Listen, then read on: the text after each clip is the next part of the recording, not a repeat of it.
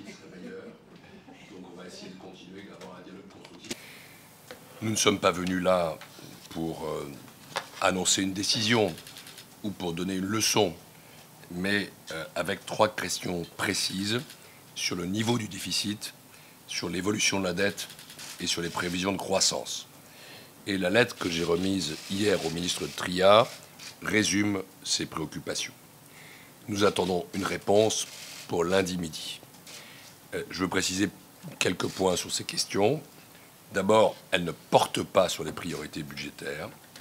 Je veux redire ici tout le respect que nous avons pour la légitimité des institutions européennes et italiennes.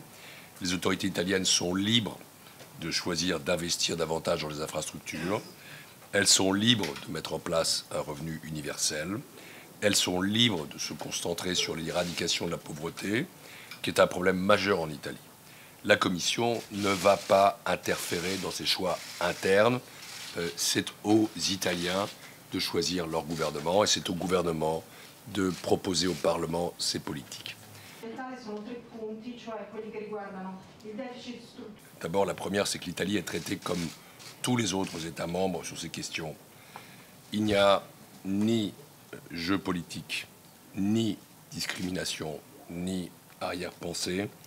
Et j'ajoute qu'on doit être convaincu que cette commission, et moi-même à titre personnel, nous avons beaucoup de sympathie et d'affection pour ce merveilleux pays fondateur de l'Europe.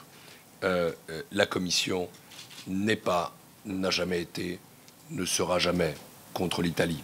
La commission sera aux côtés du peuple italien comme toujours. Contrairement à ce qui a été dit ici ou là, aucune décision n'a été prise par la Commission. Le processus est ouvert et la réponse des autorités lundi est importante.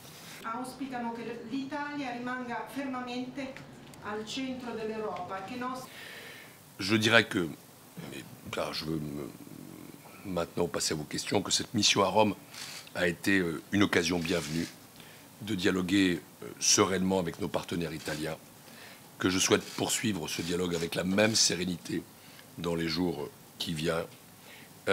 Nous savons que la situation est délicate. Personne n'a intérêt à créer plus d'inquiétude. Nous devons absolument éviter les tensions.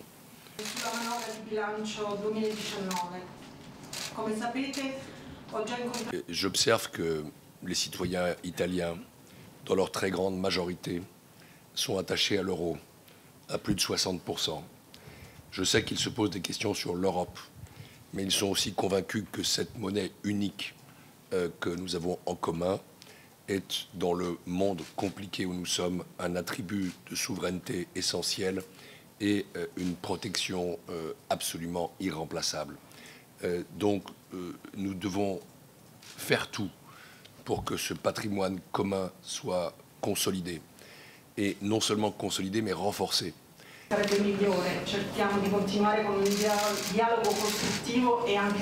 Je crois que le jour où je ferai une vraie visite informelle, je serai très heureux de rencontrer M. Salvini et Di Maio. Je ne sais pas si ce sera constructif ou amical, mais ce sera intéressant.